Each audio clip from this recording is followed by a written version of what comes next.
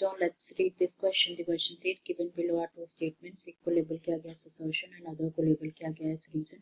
तो चूज करना correct answer from the options given below. assertion यहाँ पे गिवन है फैक्टर्स फॉर कोगुलेशन ये प्रेजेंट होते हैं प्लाज्मा में एक्टिव फॉर्म, और रीजन गिवन है कि प्लाज्मा विद क्लोटिंग फैक्टर से सीरम कहा जाता है. दोनों assertion reason true and reason correctly explain कर रहा है. assertion को आंसर हो जाएगा ए.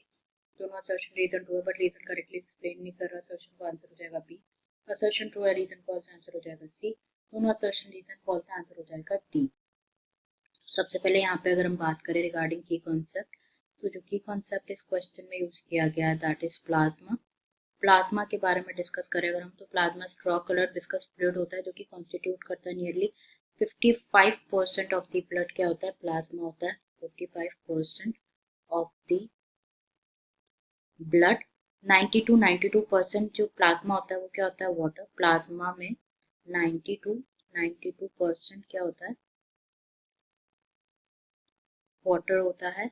एंड प्रोटीन्स जो है कंट्रीब्यूट करते हैं 6 to 8% of it. Proteins present होते हैं 6 to 8%. तो फाइब्रिनोजन, ग्लोबुलिन्स, एल्ब्यूमिन्स ये मेजर प्रोटीन है. तो यहाँ पे वन बाय वन स्टेटमेंट देख लेते हैं. तो फैक्टर्स फॉर कोगुलेशन ये प्रेजेंट होते हैं प्लाज्मा में एक्टिव फॉर्म में प्रेजेंट होते हैं. तो ये स्टेटमेंट यहाँ पे इनकरेक्ट है क्योंकि जो फैक्टर्स होते हैं वो कोगुलेशन और clotting factors for coagulation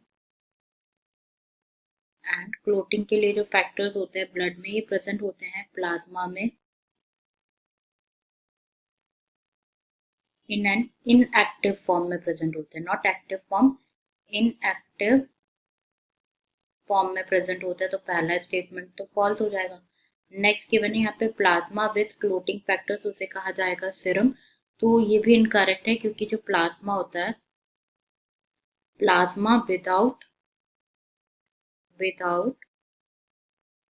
clotting factor उसे कहा जाता है serum. Not with clotting factor, without clotting factor is called serum.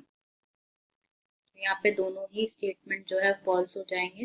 तो करेक्ट आंसर हमारा हो जाएगा both assertion and reason are false. I hope you understood it well. Best of luck.